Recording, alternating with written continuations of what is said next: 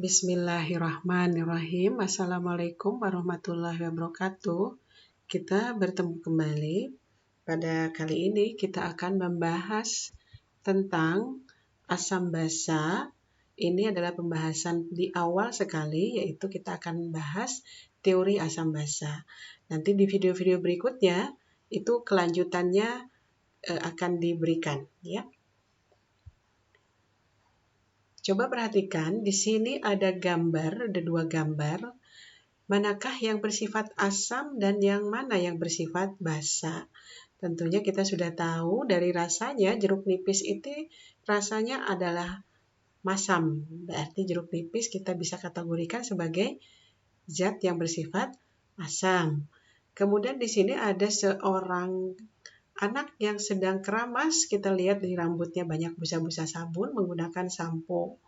Nah, ini apabila kalian pernah tiba-tiba misalnya sedang keramas mencicipi atau air sampo itu kena ke mulut, kemudian terasa oleh lidah kita, maka dia terasanya akan pahit, ya. Nah, itu adalah salah satu ciri basa. Kita lihat ciri-ciri asam dan basa. Tadi kita lihat contohnya jeruk nipis itu rasanya asam, ya. Itulah salah satu ciri dari asam.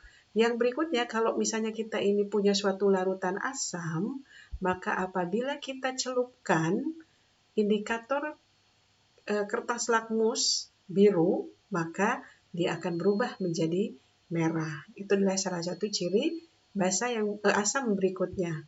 Jadi kita katakan bahwa ciri asam yang kedua adalah memerahkan lakmus biru, ya, itu.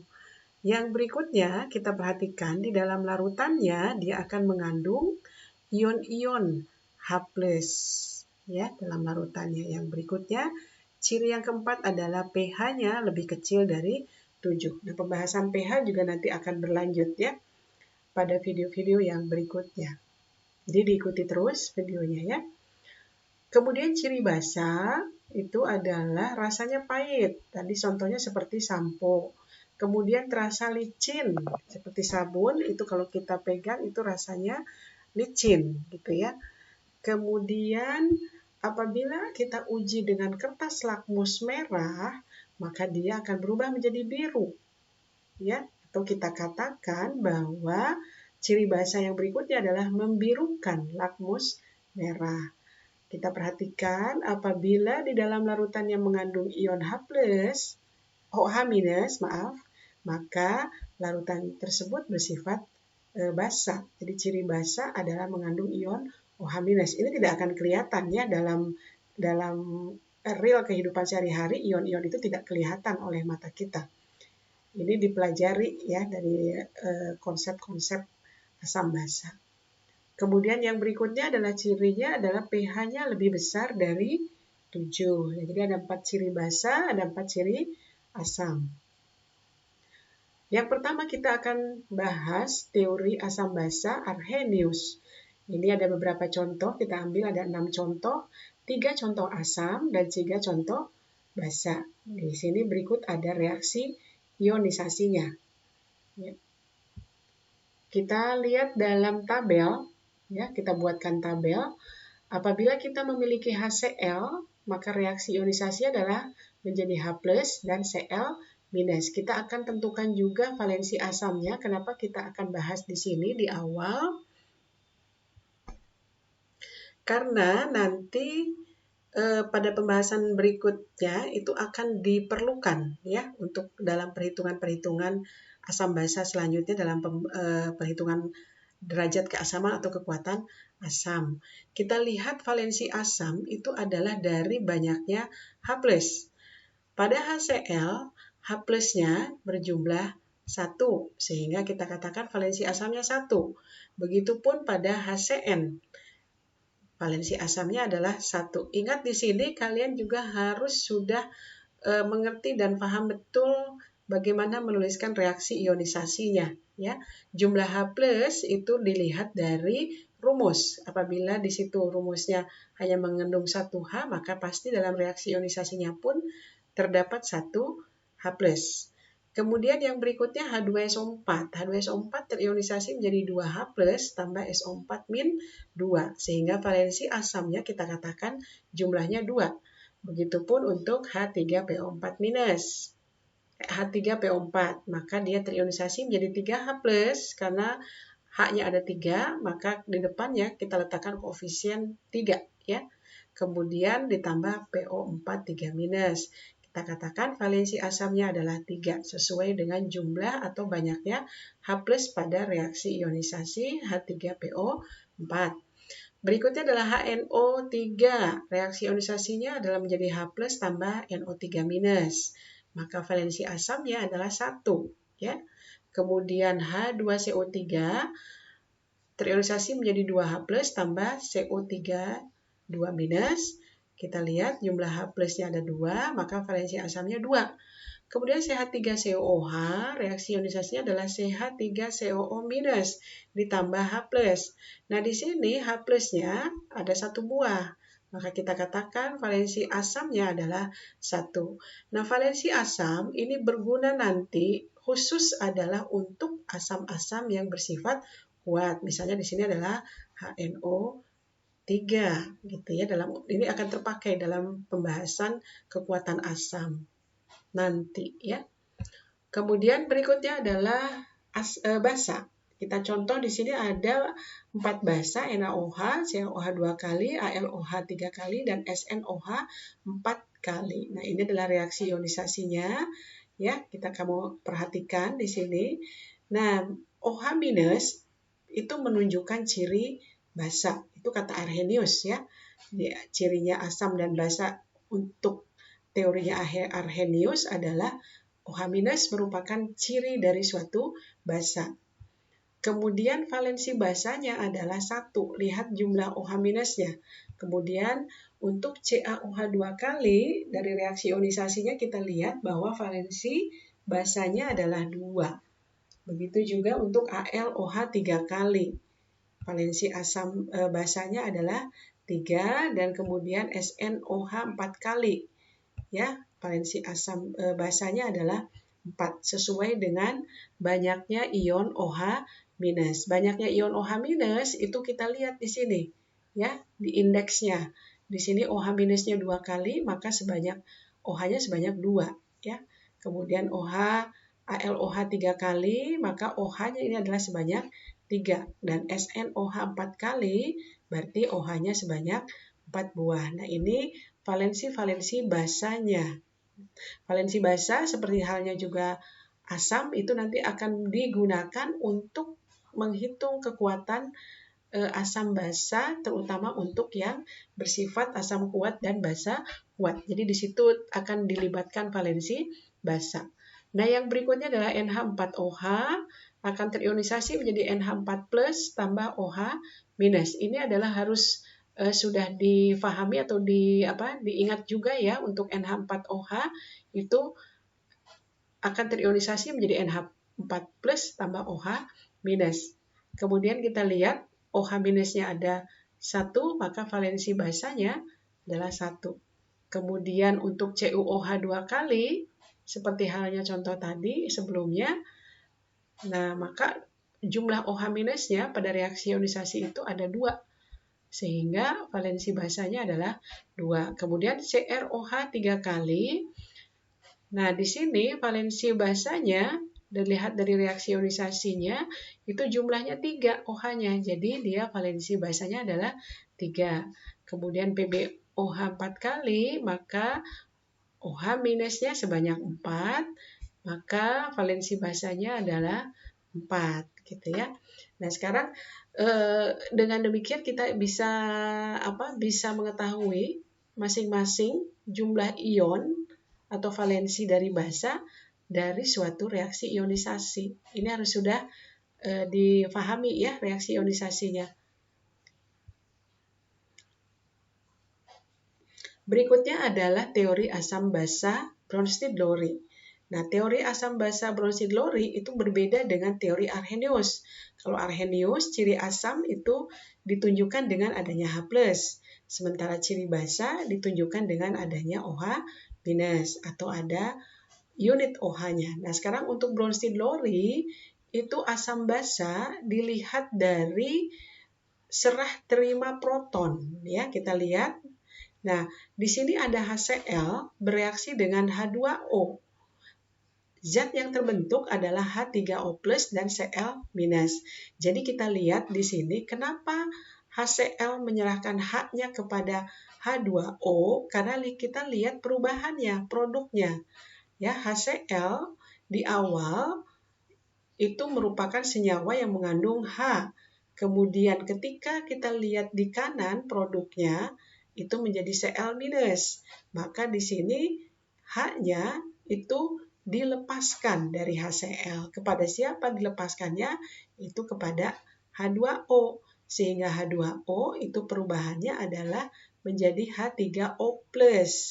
Ya, jadi di sini ada penambahan H+ dari HCl yang diberikan kepada air, gitu ya.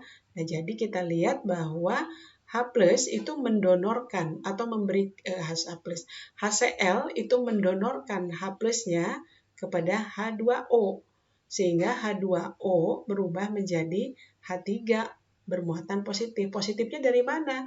Yaitu dari H+ yang diberikan oleh HCl. Jadi seluruhnya awalnya 0 muatannya, tetapi ketika dia menerima H+, maka sekarang muatannya menjadi positif dan H-nya bertambah jadi 3 gitu ya. Sementara Cl ini menjadi kehilangan H-nya sehingga berubah menjadi Cl-. Karena awalnya 0 kemudian positifnya diberikan kepada air, maka Cl-nya menjadi negatif. Kita masih ingat bahwa dalam suatu senyawa itu berlaku prinsip keseimbangan muatannya. Jadi kalau H-nya diberikan, H+-nya diberikan atau diserahkan, maka yang ditinggalkannya menjadi negatif gitu ya. Karena prinsip dari keseimbangan muatan tadi. Nah, jadi HCl itu mendonorkan H+, maka Bronsted-Lowry dia bersifat asam. Jadi yang sebagai pendonor atau pemberi H+ itu bersifat asam.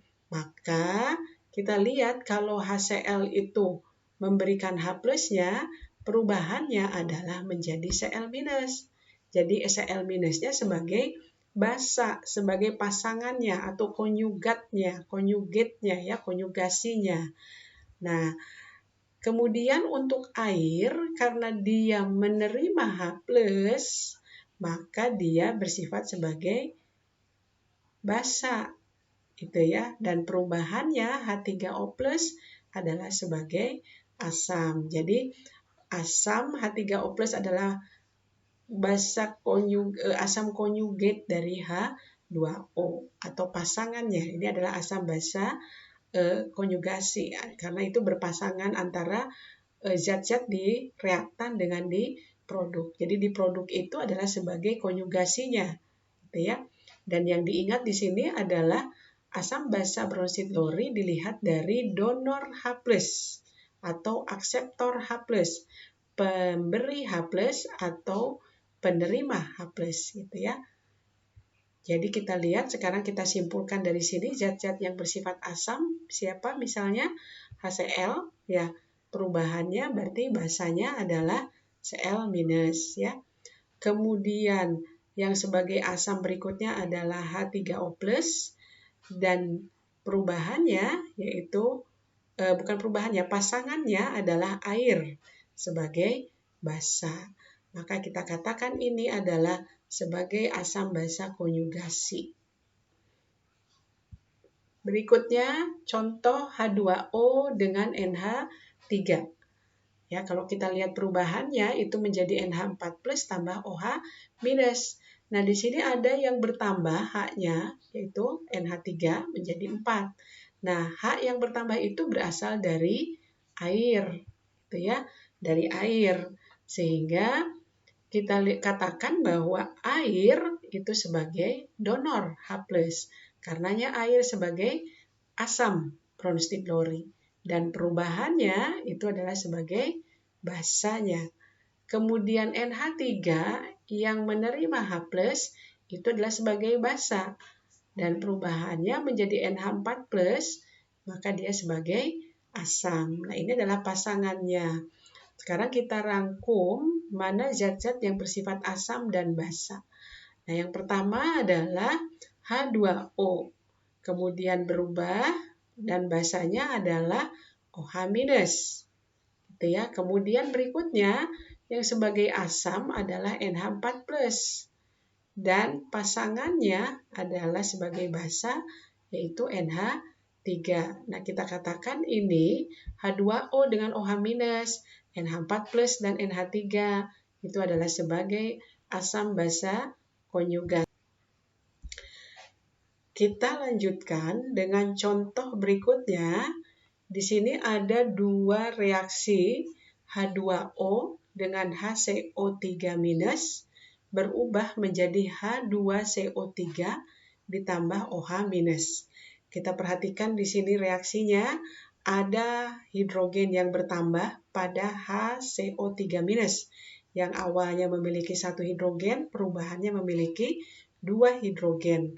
Dan sekarang muatannya minusnya hilang menjadi netral karena dia menangkap satu H+. H+-nya masuk kepada HCO3-, maka muatannya menjadi netral. Positif 1 dari H+, dan minus dari HCO3.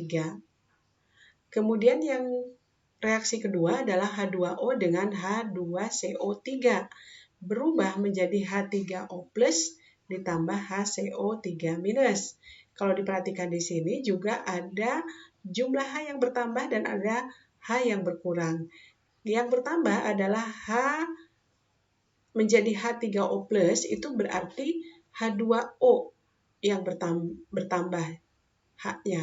Karena awalnya dia memiliki 2, perubahannya menjadi memiliki 3H. Nah, 1 H-nya itu diberikan atau diterima dari H2CO3. Sehingga H2CO3 kehilangan 1 H+-nya, maka sisanya adalah HCO3- karena H+-nya diberikan kepada H2O sehingga yang awalnya dia bermuatan netral, dia kemudian akan menjadi bermuatan negatif. Jadi kita ingat saja bahwa ketika proton itu pergi dari suatu unit zat, maka zat yang ditinggalkannya akan negatif karena yang perginya adalah H+ atau proton yang bermuatan positif ya. Nah, kita lihat di sini H2O diberikan H-nya kepada HCO3-, maka H-nya sebagai asam, H2O-nya sebagai asam yang menerima HCO3-nya sebagai basa. Kemudian perubahan dari H2O-nya adalah sebagai basa. Ya, di sini basa, ini H2CO3-nya adalah sebagai asam. Jadi ini adalah asam basa konjugasi ya. Air sebagai asam, konjugasinya adalah OH- sebagai basa. Berikutnya juga sama di sini. Nah, di sini kebalikannya, air menerima proton atau H+ dari H2CO3 sehingga H2O bermuatan positif pada H3O. H-nya bertambah 1. Ya, kita katakan bahwa H2O di sini bersifat sebagai basa, sementara asamnya adalah H2CO3. Ya, kemudian H3O+-nya sebagai asam, HCO3-nya sebagai basa. Perhatikan di sini air pada reaksi pertama itu bersifat asam, tapi pada reaksi kedua dia bersifat basa. Kedua-duanya reaksi ini untuk air itu memiliki 2 sifat. Pada reaksi pertama bersifat asam, airnya asam Bronsted-Lowry ya. Kemudian pada reaksi kedua H2O bertindak sebagai basa Bronsted-Lowry. Kita katakan di sini bahwa H2O bersifat amfoter, artinya H2O itu bisa bersifat asam atau bisa bersifat basa tergantung dengan zat apa dia bereaksi gitu. Nah, dari penjelasan barusan kita bisa membedakan asam dan basa pada teori Bronsted-Lowry. Kalau kita lihat bahwa jumlah H+ pada asam itu selalu lebih banyak daripada jumlah H+ dari basa. Contoh misalnya, Kalau NH4+ itu sebagai asam, maka sebagai basa Bronsted-Lowry-nya atau basa konjugasinya adalah H-nya dikurangi 1. Karena perbedaan antara asam dengan basa pada Bronsted-Lowry itu hanya terletak pada 1 proton, ya. Maka ketika dikurangi H+-nya dari NH4+ itu dikurangi H+-nya, maka yang ditinggalkan atau perubahannya menjadi NH3 dan bermuatan netral karena positifnya dibawa oleh H+, gitu ya. Kemudian untuk contoh CH3COOH2+, kalau dia sebagai asam Bronsted-Lowry, maka basanya adalah hilangkan 1 H-nya, H+-nya dihilangkan atau diambil.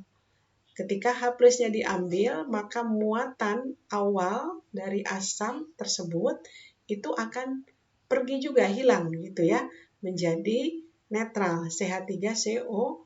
H-nya juga kurang 1, positifnya juga dikurangi 1 ya. Jadi positif 1 dikurang 1 jadi netral. Nah, contoh yang lain adalah apabila CH3COOH di sini sebagai asam, maka basanya adalah harus diambil 1 H-nya.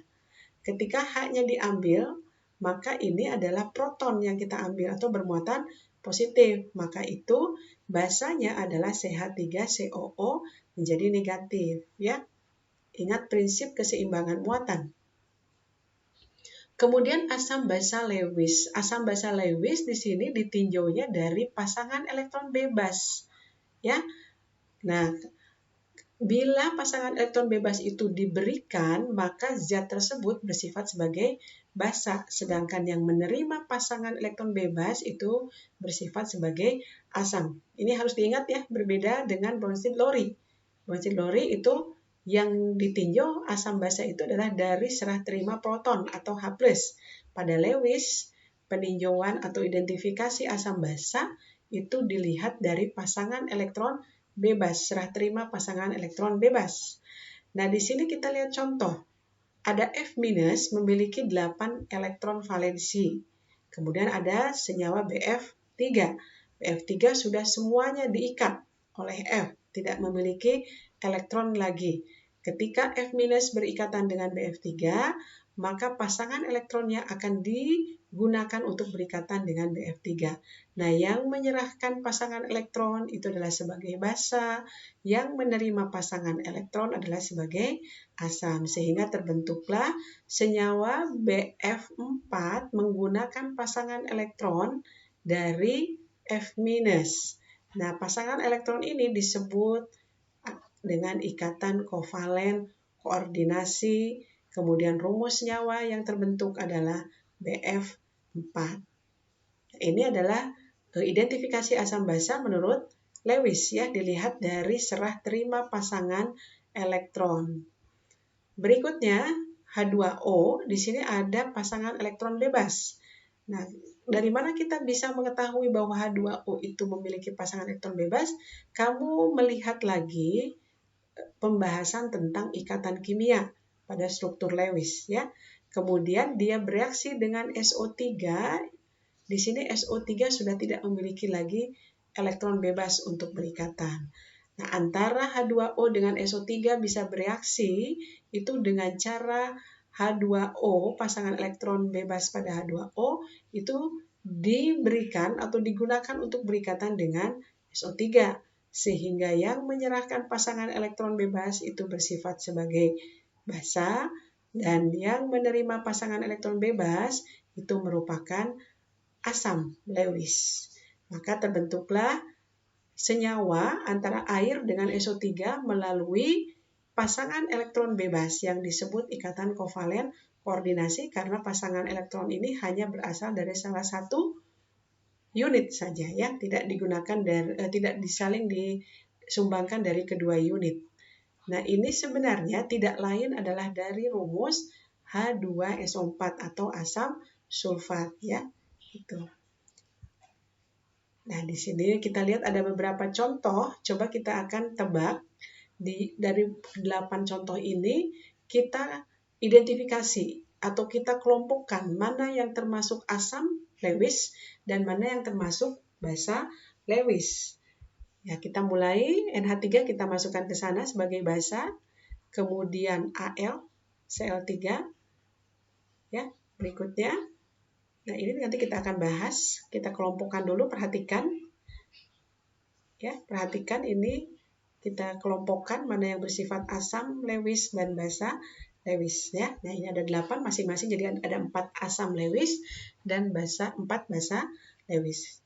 Kita perhatikan. Pertama NH3. Nah, di sini kita lihat NH3 itu dalam struktur Lewisnya atau struktur ikatannya masih memiliki pasangan elektron bebas. Sehingga dia bisa berikatan menggunakan pasangan elektron bebas, maka dia bersifat sebagai basa, seperti contoh tadi ya. Kemudian CH3 2 kali NH. Nah, ini adalah struktur Lewisnya dari rumus nyawa tersebut. Kita lihat nampak di sini bahwa masih memiliki pasangan elektron bebas, maka dia bisa bersifat sebagai basa. Kemudian AlCl3. Kita lihat AlCl3 seluruhnya sudah digunakan untuk berikatan, sehingga Al sebagai atom pusat itu tidak memiliki lagi pasangan elektron bebas untuk berikatan, maka dia bersifat sebagai asam Lewis ya. Kita perhatikan semuanya di sini adalah di atom pusatnya ya yang memiliki pasangan elektron bebas. Contoh lain tadi adalah CH3CO-. CH3CO- itu memiliki pasangan elektron bebas di oksigen paling akhir, sehingga CH3CO- itu kita kelompokkan ke dalam basa Lewis ya. Berikutnya SiO2. Nah, ini adalah struktur ikatan atau struktur Lewis dari SiO2. Perhatikan sebagai atom pusat, Si sudah tidak memiliki lagi pasangan elektron bebas, sehingga SiO2 itu merupakan asam Lewis. Berikutnya NO2, kita lihat ini adalah struktur Lewisnya. NO2, N-nya sebagai pusat tidak memiliki pasangan elektron bebas. Dia hanya memiliki satu. Ya, ini adalah kekhususan dari struktur NO2 ya, keunikannya gitu ya. Karenanya NO2 itu bersifat sebagai asam Lewis karena dia tidak memiliki PeB untuk digunakan berikatan ya. Berikutnya adalah Cl-. Cl- itu memiliki 8 elektron valensi. Karena dia menerima 1 elektron, maka dia memiliki peluang untuk memberikan pasangan elektronnya, maka dia bersifat sebagai basa Lewis. Ya, karena yang memiliki pasangan elektron bebas yang digunakan untuk berikatan, menurut Lewis dia bersifat sebagai basa. Berikutnya adalah Fe2+. Fe2+ itu sudah melepaskan 2 elektron valensinya sehingga dia tidak memiliki lagi elektron untuk berikatan. Makanya dia berperan sebagai asam Lewis karena tidak memiliki lagi pasangan elektron bebas ya. Nah, ini adalah ruang lingkup dari pembahasan kita barusan. Kita mulai dari Arrhenius, Bronsted-Lowry, dan Lewis. Ini adalah zona asam, kemudian di kanan adalah zona basa. Menurut Arrhenius, asam itu adalah apabila di dalam air zat tersebut mengandung ion H+. Kemudian identifikasi basanya adalah apabila zat tersebut dalam air itu mengandung OH-. Nah, untuk Bronsted-Lowry itu asam dan basa dilihat dari serah terima dari H+ atau proton. Asam adalah zat yang mendonorkan atau memberikan H+-nya, ya. Kemudian basa adalah zat yang menerima H+ atau akseptor H+. Dia menerima H+, maka zat tersebut sebagai basa. Nah, berbeda dengan Bronsted-Lowry, pada Lewis kategori atau identifikasi asam basa itu dilihat dari kepemilikan pasangan elektron bebas atau PeB. Sebagai basa, maka zat tersebut adalah yang masih memiliki pasangan elektron bebas yang bisa digunakan untuk berikatan. Ya, dia akan memberikan atau donor pasangan elektron bebas, maka dia bersifat sebagai basa. Perhatikan perbedaannya dengan Bronsted-Lowry ya. Kalau Bronsted-Lowry itu serah terimanya adalah proton atau H+, pada Lewis serah terimanya adalah pasangan elektron bebas. Kemudian yang sebagai asam, menurut Lewis itu adalah zat yang menerima pasangan elektron bebas untuk membentuk ikatan. Nah, ini adalah asam Lewis. Demikianlah ini adalah ruang lingkup dari pembahasan kita tentang teori asam basa.